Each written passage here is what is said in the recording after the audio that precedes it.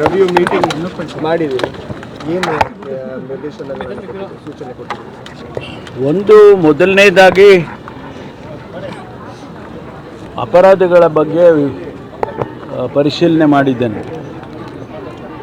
ಒಂದು ಡ್ರಗ್ಸ್ ಬಗ್ಗೆ ನಾವೇನು ಸೂಚನೆಗಳನ್ನು ಕೊಟ್ಟಿದ್ದೋ ಆ ಕೆಲಸ ಭಾಳ ತ್ವರಿತವಾಗಿ ಮತ್ತು ಪ್ರಾಮಾಣಿಕವಾಗಿ ನಡೀತಾ ಇದೆ. ಆ ಸಂಖ್ಯೆ ಕಡಿಮೆ ಆಗಿದೆ. ಶಾಲಾ ಕಾಲೇಜುಗಳಿಗೆ ಭೇಟಿ ಕೊಡಬೇಕು ಮತ್ತು ಆಡಳಿತ ಮಂಡಳಿಯವರನ್ನು ಹೊಣೆ ಮಾಡಬೇಕು ಅಂಥೇಳಿ ನಾನು ಕಳೆದ ಬಾರಿ ಹೇಳಿದೆ. ಅದನ್ನೇ ಮಾಡಿದ್ದಾರೆ, ಕಮಿಷನರು ಮಾಡಿದ್ದಾರೆ ಮತ್ತು SP ಅವರು ಮಾಡಿದ್ದಾರೆ.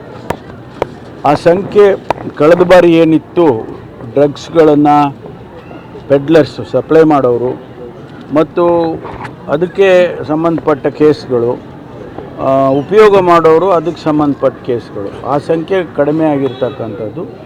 ಅದು ಬಹುಶಃ ಏನು ಇವರು ಕ್ರಮ ತಗೊಳ್ತಾ ಇದ್ದಾರೆ ಮತ್ತು ಇಡೀ ರಾಜ್ಯದಲ್ಲಿ ನಾವೇನು ಒಂದು ಹೋರಾಟವನ್ನು ಮಾಡ್ತಾ ಇದ್ದೀವಿ ಅದರ ಪ್ರಯುಕ್ತ ಆಗಿದೆ ಅಂತೇಳಿ ನನಗನ್ಸುತ್ತೆ.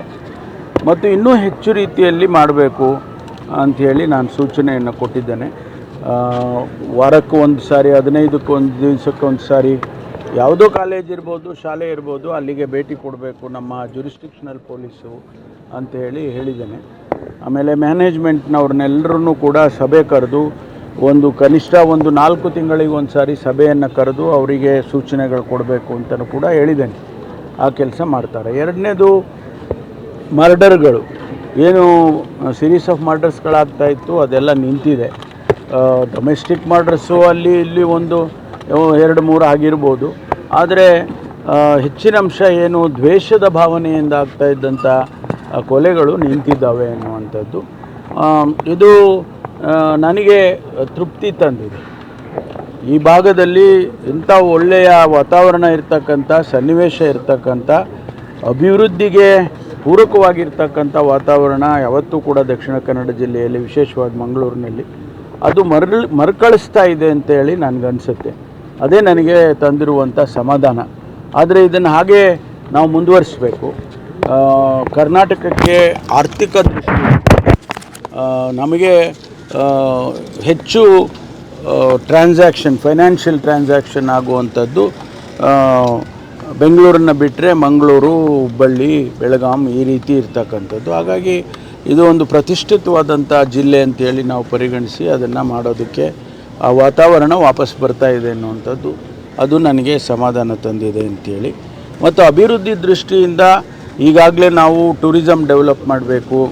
ಆಮೇಲೆ ಇಲ್ಲಿ ಇಂಡಸ್ಟ್ರಿಗಳು ಬರಬೇಕು. ಅಂದರೆ ಸಾಫ್ಟ್ ಇಂಡಸ್ಟ್ರೀಸ್, IT ಸಂಬಂಧಪಟ್ಟಂಥದ್ದು ಇರ್ಬೋದು, ಅಥವಾ ಈಗ ಸೆಮಿಕಂಡಕ್ಟರ್ ಇಂಡಸ್ಟ್ರಿ ಇರ್ಬೋದು, ಈ ಥರದ್ದು ಇಂಡಸ್ಟ್ರಿಗಳು ಬರೋದಕ್ಕೆ ಸರ್ಕಾರ ಈಗಾಗಲೇ ಚಿಂತನೆಯನ್ನು ನಡೆಸಿದೆ ಅಂತೇಳಿ ಈ ಸಂದರ್ಭದಲ್ಲಿ ನಾನು ಹೇಳೋದಕ್ಕೆ ಬಯಸ್ತೇನೆ. ಆಮೇಲೆ ಜೈಲದ್ದು ನಾನು ಹೇಳಿದ್ದು ಕೇಳಿಸ್ಕೊಂಡ್ರಲ್ಲ, ಜೈಲನ್ನು ಶಿಫ್ಟ್ ಮಾಡೋದಕ್ಕೆ ಈಗಾಗಲೇ 120 ಕೋಟಿ ಇನ್ನೂ ಬೇಕು ನಮಗೆ. ಆದರೆ 50 ಕೋಟಿ ಕೊಟ್ಟರೆ ಕಾಂಪೌಂಡ್ ಕಟ್ಟಿಬಿಡ್ತೀವಿ.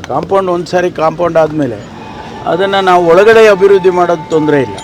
ಅದಕ್ಕೆ ಮುಖ್ಯವಾಗಿ ಕಾಂಪೌಂಡ್ ಕಟ್ಟಿ ಇಲ್ಲಿಂದ ಶಿಫ್ಟ್ ಮಾಡಿದರೆ ಆಗ ಒಂದಿಷ್ಟು ಇಲ್ಲಿ ಇರ್ತಕ್ಕಂಥ ವಾತಾವರಣ ಸರಿ ಹೋಗುತ್ತೆ. ಯಾಕೆಂದರೆ ಈಗ ಅಲ್ಲಿ ಏನಾಗಿದೆ, ನಾನು ಕಳೆದ ಬಾರಿಯಲ್ಲಿ ಜೈಲು ಒಳಗಡೆ ಹೋಗಿದ್ದೆ ನೋಡೋದಕ್ಕೆ. ಅಲ್ಲಿ ಜಾಮರ್ಸ್ನೆಲ್ಲ ಅವರೇ ಕಿತ್ತಾಕ್ಬಿಡ್ತಾರೆ. ನಮ್ಮ ಯಾರು ಅಪರಾಧಿಗಳಿದ್ದಾರೆ, ಬಂದಿಗಳಿದ್ದಾರೆ, ಅವರೇ ಕಿತ್ತಾಕ್ಬಿಡ್ತಾರೆ. ಅಲ್ಲಿ ಅದು ವರ್ಕ್ ಆಗಲ್ಲ. ಮತ್ತು ಪದೇ ಅಲ್ಲಿ ಗಲಾಟೆಗಳು, ಹೊಡೆದಾಟಗಳು ಈ ಥರದ್ದೆಲ್ಲ ನೋಡ್ತಾ ಇದ್ದೀವಿ. ಅದಕ್ಕೆ ಆದಷ್ಟು ಶೀಘ್ರವಾಗಿ ಅದನ್ನು ಮಾಡೋದಕ್ಕೆ ಕ್ರಮ ತಗೊಳ್ತೀವಿ.